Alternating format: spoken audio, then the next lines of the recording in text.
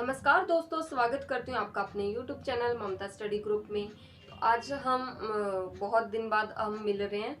तो आज हम एक टॉपिक पे बात करने जा रहे हैं, क्योंकि बहुत सारे लोग, बहुत सारे जो मेरे को जानते हैं, फ्रेंड्स हैं मेरे, वो मेरे को फ़ोन करके यही पूछते हैं कि आपने कैसे तैयारी की, कैसे सिलेक्ट हुए। क्योंकि हम सबको पता है कि DSSB है जो, उसका PRT का जो है, उसके हमारा एग्ज़ाम डेट आ चुकी है।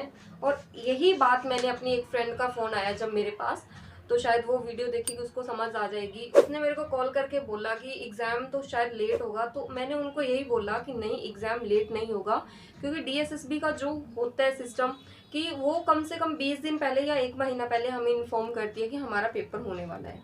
तो सेम वही प्रोसीजर रहा। उससे मेरी बात हुई थी कम से कम 7-8 तारीख को। वही मैंने उनको बोला, मैंने कहा कि मार्च के फर्स्ट वीक में हमारा एग्ज़ाम हो जाएगा, तो आप अपने उसी वे में तैयारी रखें, क्योंकि अगर हम तैयारी छोड़ देंगे तो मतलब है कि हम बहुत पीछे हो गए। तो मैं उसी पे बात करने जाऊंगी आज, क्योंकि मेरा भी DOE में सिलेक्शन हुआ था, DOE और MCD दोनों में, और मैंने चूज़ किया था DOE। तो मैंने कैसे कैसे तैयारी की, कैसे कैसे मेरी जर्नी रही, मैं उस पर आज बात करूंगी। सबसे पहले तो ये होता है कि हम गांव के लोग हैं और हमें थोड़ा सा समझ नहीं आता। हमारा एरिया ऐसा होता है कि सब लोग सोचते हैं कि हम कैसे तैयारी करें, कैसे स्टार्ट करें। पर ये है कि हमें कंटिन्यूटी रखनी है अपनी जो भी तैयारी हम करते हैं। अगर हम तैयारी को एक बार छोड़ देंगे तो इसका मतलब हम फिर से जीरो पे स्टार्ट करना पड़ेगा हमें। तो अगर हम तैयारी छोड़ देते हैं तो मतलब हम फिर से नीचे आ गए। तो तैयारी हमें नहीं छोड़नी। और कुछ लोगों के मन में ये होता है कि भाई पेपर क्लियर नहीं हुआ तो हम तैयारी छोड़ देंगे, हमसे नहीं होगा। ऐसा कुछ भी नहीं है। एक बार नहीं होगा, 2 बार नहीं होगा, 3 बार नहीं होगा, लेकिन अगर हम अटेम्प्ट देते रहेंगे तो हमारा सिलेक्शन जरूर होगा। तो मैंने फर्स्ट अटेम्प्ट में अपना पेपर क्लियर किया था। तो कैसे किया था, कैसे कैसे मैंने तैयारी की थी, वो हम सब बात करेंगे आज पूरी। तो सबसे पहले तो हम बात कर लेते हैं, इसमें 2 पेपर होते हैं, DOE और MCD, चाहे कोई भी हो, फर्स्ट पेपर और सेकंड। ठीक है, इसमें 2 पेपर होते हैं। फर्स्ट पेपर में 5 सब्जेक्ट होते हैं हमारे। First English, Hindi, maths, reasoning और GS। ठीक है, ये 5 सब्जेक्ट होते हैं और पर सब्जेक्ट 20 मार्क्स। फर्स्ट पेपर है ये जो, इसमें क्या होता है, हमारे 5 सब्जेक्ट होते हैं। हर सब्जेक्ट हमारा 20-20 नंबर में डिवाइड होता है। ठीक है, इसमें ये सब्जेक्ट होते हैं। और दूसरा पेपर हमारा होता है, सेकंड पेपर जो होता है वो हमारा सब्जेक्ट रिलेटेड होता है। हमारे सब्जेक्ट रिलेटेड होता है, उसमें हमारी साइकोलॉजी आ जाती है, पेडागोजी आ जाती है, ये सारे सब्जेक्ट आ जाते हैं। और सबसे ज़्यादा उसमें जो क्वेश्चंस आते हैं वो एक्सपीरियंस बेस्ड आते हैं। यानी कि जो हम एक्सपीरियंस करेंगे उसमें ऐसे क्वेश्चन दिए होते हैं जो हम रियल लाइफ से रिलेटेड होते हैं। हमारी मोस्टली क्वेश्चन सारे यही होते हैं DOE में। ठीक है, ये हमारे, और GS में वो जो मेन टॉपिक देते हैं वो देते हैं हमारे जो करंट से रिलेटेड। ठीक है, तो मेरे साथ भी यही प्रॉब्लम थी। मेरे को लगा था कि मैं फर्स्ट जो पेपर है वो आराम से क्लियर कर लूंगी, क्योंकि इसमें क्वालिफाइंग मार्क्स होते हैं 40। बाय चांस हमारे एक भी पेपर में 40 से नीचे रह गए, 39.9 भी रह गई एक भी पेपर में, तो हमारा सिलेक्शन नहीं होगा, चाहे हमारे एक सब्जेक्ट में हमने 80+ ले ली। ये मेन पॉइंट है इसमें। चाहे हमने एक सब्जेक्ट में 80+ नंबर ले लिए, लेकिन एक में हमारे 39.9 रह गए, तो हमारा सिलेक्शन नहीं होगा, क्योंकि मेरिट तब बनती है जब हमारे दोनों में 40-40 है। ठीक है, तो मेरे को भी यही प्रॉब्लम थी कि मेरा फर्स्ट पेपर था वो तो बहुत स्ट्रांग था, लेकिन सेकंड पेपर की मेरे को इतनी ज़्यादा दिक्कत थी। मेरे को लग रहा था कि मेरे 40 नंबर आने बहुत मुश्किल हो जाएंगे। और यही बात 2 महीने, कम से कम मेरे को लगता है 50 दिन पहले हमें पता चला कि हमारा पेपर है। और मेरे को नहीं पता था कि इसमें क्या होगा क्या नहीं, लेकिन YouTube देख देख के मैंने जैसे जैसे समझती गई और देखती गई कि नहीं, मैं कर सकती हूँ। अगर मेरा फर्स्ट पेपर स्ट्रॉन्ग है तो मेरे को इसमें ज़्यादा ध्यान देने की ज़रूरत नहीं है, मेरे को स्ट्रॉन्ग करना है अपना सेकंड पेपर। फर्स्ट पेपर मेरा स्ट्रॉन्ग इसलिए था क्योंकि मैं SSC की पहले तैयारी कर रही थी, हमारे सतबीर सर जी थे। ठीक है, तो उन्होंने मेरे को मतलब सारी चीज़ें बहुत ज़्यादा स्ट्रॉन्ग कर दी उन्होंने हमारी। हमें टेंशन नहीं थी फर्स्ट पेपर की। पेपर जो टेंशन थी वो हमारी सेकंड पेपर। तो उसकी तैयारी मैंने कैसे की, यूट्यूब, मैंने पूरा यूट्यूब छाना कि मेरे को लगा कि कौन सा ऐसा टीचर है जो मेरे को बेस्ट तरीके से बेस्ट वे में करवा सकता है। तो मैंने तैयारी की लेट्स लर्न। जो मेरे फ्रेंड सर्कल में जो भी हैं वो सब इस चैनल को जानते होंगे, लेट्स लर्न, क्योंकि जो भी मेरे से पूछता है मैं उनको प्रेफरेंस देती हूँ लेट्स लर्न की। और भी बहुत सारे यूट्यूब चैनल हैं, सबका अपनी अपनी प्रेफरेंस होती है जो जिससे अब अच्छे से समझ सकता है। लेकिन मैंने हिमांशी सिंह मैम है जो, उनसे मैंने समझा, उनसे मैंने सब काम किया। उन्होंने बहुत अच्छे तरीके से हर चीज़ को, हर कॉन्सेप्ट को क्लियर किया। उन्होंने 19 साल के थे जो जब वो उन्होंने अपनी जर्नी स्टार्ट की। तो मेरे को बहुत ज़्यादा अच्छा लगा उनसे पढ़ के, क्योंकि मेरे को पहले तो डाउट ये था कि मेरे 40 नंबर ही नहीं आएंगे। और फिर मेरे को लगा कि जब जैसे जैसे मैंने उनसे करना शुरू किया उसमें ये था, तब तो ऐसा लगता था कि भाई मतलब यही पेपर है जो मैं कर सकती हूँ और करना है मेरे को, इसके बाद मेरे पास कोई पेपर नहीं। क्योंकि जब हम शुरू करते हैं ना पेपर देना, जब हम तैयारी स्टार्ट करते हैं तब हमें ये सोचना चाहिए कि ये हमारा लास्ट पेपर है। लास्ट पेपर उसको समझ के हमें तैयारी करनी चाहिए। बाय चांस भगवान ना करे अगर किसी का क्लियर नहीं होता, तब उसे लास्ट नहीं मानना हमें, तब हमें उसको मानना है फर्स्ट, कि हमारा फर्स्ट था, फर्स्ट अटेम्प्ट था, हम आगे आगे कोशिश करेंगे, हमारा हो जाएगा। तो ऐसे ही किसी को हार नहीं माननी, करते रहना है। करेंगे तभी तो हमें पता चलेगा कि हम कर सकते हैं नहीं। जो लोग रेस में भागते नहीं है उनको पता कैसे चलेगा वो जीतेंगे या नहीं। अगर हम रेस में भागेंगे, हम कुछ करेंगे, तभी तो हमें समझ आएगा ना कि हम जीत सकते हैं इसमें। तो ऐसे ही मेरे साथ था, मैंने सेकंड पेपर को दिन रात पूरा अच्छे से किया क्लियर। ऐसे लगता था कि दिन कहाँ से आ रहा है, रात कहाँ से हो रही, कुछ समझ नहीं आता था। अच्छे से मैंने तैयारी की अपनी। और सबसे बड़ा हमारा इफेक्ट होता है टीचर्स का। सबसे पहला मम्मी पापा और उसके बाद टीचर्स। ठीक है, इन्होंने पूरा सपोर्ट किया, क्योंकि मम्मी पापा के सपोर्ट के बिना हम कुछ नहीं कर सकते। मेरे को पता नहीं था कि घर में क्या हो रहा है क्या नहीं, कुछ नहीं पता था मेरे को। बस मेरा खाना आता टेबल पे, मैं खाती, बस इतना था मेरे को कुछ नहीं करना था। मेरे को सिर्फ अपनी क्या करनी थी, तैयारी। आप भी यही मानो कि हमारे पास आज हमारी डेट होगी 16, ठीक है, मार्च में हमारा पेपर है। तो ये मानो 15 दिन आप भूल जाओ कि कुछ भी है आपके आसपास। पूरा फोकस करो अपनी स्टडी पे। ठीक है, जब हम फोकस करेंगे तो हमारा क्लियर होगा ही होगा। ठीक है, अगर हम करेंगे तभी तो होगा। इसीलिए हमें अच्छे से तैयारी करनी है। जो भी डर रहे हैं उनको डरना नहीं है। हमें 3 चीज़ें कंटिन्यू रखनी है। पहली कंटिन्यूटी, दूसरी कंटेंट और तीसरा हमारा कॉन्फिडेंस। कॉन्फिडेंस लूज नहीं होना चाहिए हमारा, हमें ये होना चाहिए कि हम कर सकते हैं। ठीक है, जब भी हम कोई काम शुरू करते हैं तो हमें ये होना चाहिए कि हमें करना है। उसी के अकॉर्डिंग हमें अपना प्लान करना चाहिए कि हमें क्या क्या करना है। जिनका जो पार्ट वीक है उसको करना। और इसमें सबसे मेन पॉइंट होता है डीओई में, इसका पेपर होता है ऑनलाइन। ऑनलाइन भी बहुत बड़ा इशू होता है इसमें। कुछ बच्चे ऐसे होते हैं कि उनको लगता है कि ऐसे नहीं, ये पेपर ऐसे है ऐसे है। उसमें 20-20 के ग्रुप बने होते हैं। ठीक है, 20-20 के ग्रुप, 200 क्वेश्चन होंगे टोटल। टोटल ग्रुप हो गए 10। ठीक है, उसमें टोटल ग्रुप 10 हैं और 20-20 का ग्रुप है। और 20 ग्रुप को करने के बाद, यानी 20 क्वेश्चंस करने के बाद हम उसको सबमिट करेंगे। उसके बाद हम 21वें क्वेश्चन पे जाएंगे।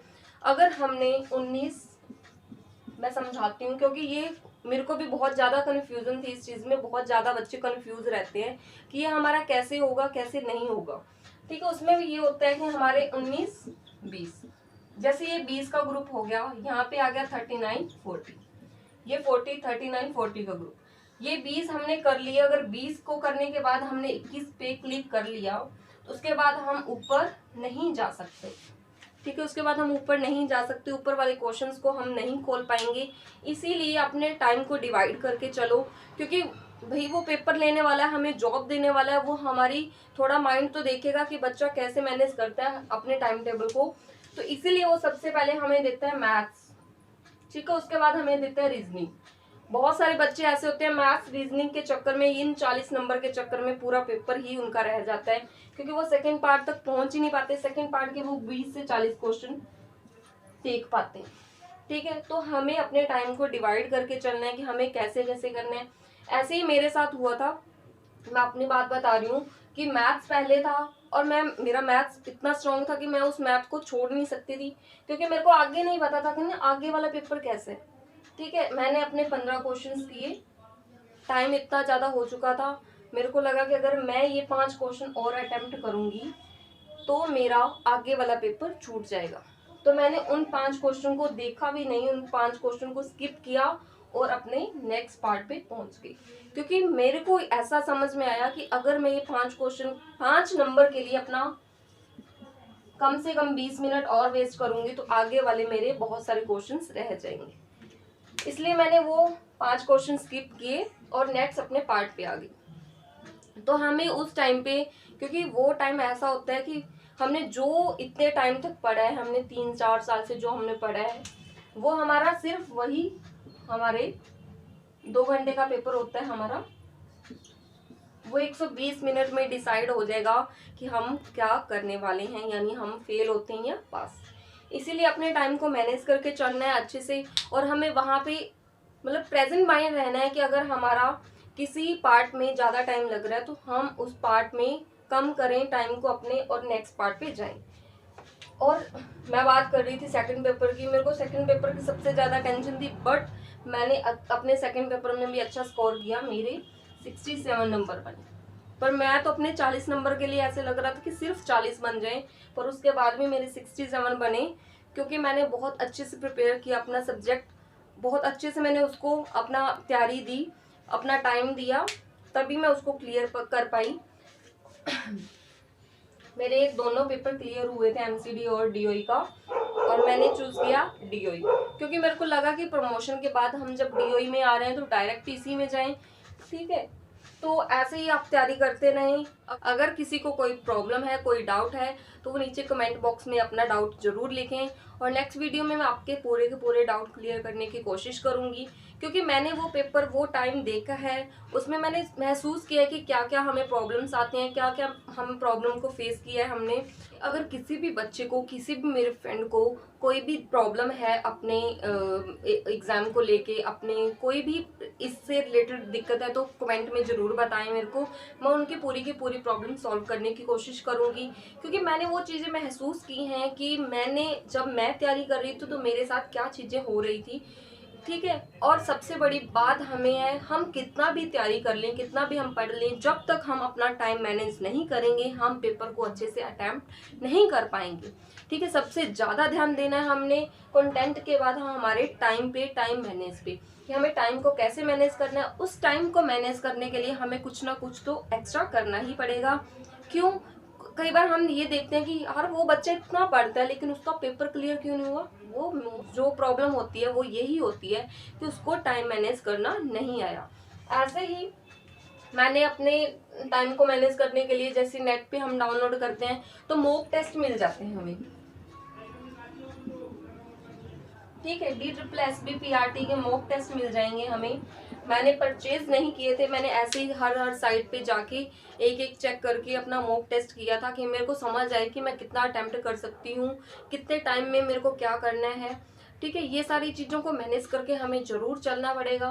और इसमें सबसे बड़ी टेंशन रहती है बच्चे को कि हम कौन सी बुक से पढ़ें। तो अगर हम ऐसे तैयारी कर रहे हैं तो हमें ये नहीं लगता कि हम एक बुक को लेकर बैठेंगे और उसी में से हम पढ़ेंगे और हमारा पेपर क्लियर हो जाएगा, ऐसा कुछ नहीं है। ठीक है, तो हमें अलग अलग कंटेंट पढ़ना होता है कि जो हमारे लिए बेनिफिट है। ये नहीं कि हम बहुत सारा पढ़ लें उसमें से आए कुछ भी ना। हमें कुछ ना कुछ तो, जैसे हम पीछे वाले क्वेश्चन पेपर देखते हैं उनसे हमें आइडिया हो जाता है कि हम पीछे क्या आया तो इस बार क्या आ सकता है, तो उसी के अकॉर्डिंग पढ़ो और टाइम को मैनेज करो। और बुक वाला ऐसा कुछ कोई सीन नहीं होता कि एक बुक लेके बैठेंगे उसी में से सब कुछ आ जाएगा, ऐसा कुछ नहीं है। और ये है कि हमारी जो डाइट की बुक्स हैं उनको हम एक बार रीड कर लेंगे, क्योंकि बहुत सारी चीज़ें ऐसी होती हैं जो उसी में से आती हैं। बहुत सारी तो नहीं, मतलब ये है कि हमारे अगर 2-4 नंबर भी उसमें से बनते हैं तो हमारे लिए बहुत बेनिफिट होता है उसी में। ठीक है, और ये है कि जब पेपर नियर बाय आता है तो ये नहीं है कि हम नया कंटेंट पढ़ें, जो हमने पढ़ा हुआ है उसी को रिवाइज करो। ठीक है, उसी को रिवाइज करने से क्या बेनिफिट है कि नया पढ़ेंगे वो हमारे माइंड में सेट नहीं होगा, लेकिन जब हमने पुराना पढ़ा हुआ है अगर हम उनको एक बार और रीड करेंगे तो हमारा नए सिरे से तैयार हो जाएगा वो टॉपिक, वो सारा हमें सिलेबस नए सिरे से कवर हो जाएगा। ठीक है, और सबसे बड़ी बात कि कॉन्फिडेंस हमें रखना है अपने आप पे, और कंटिन्यूटी रखनी है कि बीच में छोड़ना नहीं है कुछ भी। अ, हम सोचते हैं कि आज हम रेस्ट कर लेते हैं, रेस्ट वगैरह छोड़ दो थोड़े दिन के लिए, रेस्ट बाद में अपने आप ही हो जाएगा जब हमारा सिलेक्शन हो जाएगा। और पेपर से एक दिन पहले हम ना ही पढ़ें तो अच्छा है। कुछ लोगों को लगता है कि एक दिन पहले पढ़ने से जो हमें याद रहता है वो हमारे पेपर में आ जाएगा तो बेनिफिट, पर इसमें मेरे को लगता है कि नहीं पढ़ना चाहिए हमें एक दिन पहले। हमें अपने आप को रिलैक्स करना चाहिए, आगे पीछे हमें अपने नेचर को देखना चाहिए, क्योंकि उससे हमारा ना माइंड थोड़ा सा फ्रेश हो जाता है, और हम अपने जो नेक्स्ट पेपर देने जा रहे हैं उसमें हम अच्छे से अपना जो भी हमने इतने टाइम तक पढ़ा है वो उसका अच्छे से हम दे पाएंगे। क्योंकि वही 120 मिनट डिसाइड करेंगे हमारे कि हमने पीछे क्या किया है क्या नहीं। अगर वो 120 मिनट हमारे अच्छे नहीं गए तो इसका मतलब हमने कुछ नहीं पढ़ा। क्योंकि लोग क्या देखते हैं कि सक्सेस, कि लोगों को ये लगता है कि हम कितना भी पढ़ लेते हैं, बाय चांस हमारा कई बार लक है या हमने पढ़ा है लेकिन हमारा हो नहीं पाया, उसमें भी लोग ये सोचते हैं कि इसका मतलब ये इसने तैयारी नहीं की। लेकिन हमें पता है ना कि हम पढ़ रहे हैं या नहीं। लोगों का तो कोई मतलब ही नहीं है हमारी लाइफ में। हमें अपने आप पे कॉन्फिडेंस होना चाहिए कि हम ये सोचें कि हमने पढ़ा था, मेरे में ये प्रॉब्लम रह गई, ये कमी रह गई, नेक्स्ट पेपर में नेक्स्ट जो भी अटेम्प्ट आएगा उसमें मैं इस जो भी मेरी प्रॉब्लम रही है उनको मैं दूर करके उसको और अच्छे से करूंगी। मैं तो यही चाहती हूँ कि जो भी मतलब दें और अच्छा कर रहे हैं उनका इसी बार क्लियर हो जाए। बेस्ट विशेस मेरी आपके साथ हैं, और अच्छे से करिए आप तैयारी। अगर किसी की कोई प्रॉब्लम है किसी भी चीज़ में तो आप मेरे को कमेंट कर सकते हैं, मैं आपका क्वेश्चन का आंसर दे दूंगी। और जो भी अच्छे से अपना तैयारी करते रहें। और चलो फिर अगर भी कोई प्रॉब्लम है तो हम उसको डिस्कस कर लेंगे नेक्स्ट वीडियो में। अगर कोई आप सोचते हैं कि इस टॉपिक पे मैं वीडियो बनाऊं तो आप मेरे को बता देना, मैं वो टॉपिक भी बना लूँगी। और मिलते हैं नेक्स्ट वीडियो में, तब तक के लिए खुश रहिए, धन्यवाद, तैयारी करते रहिए।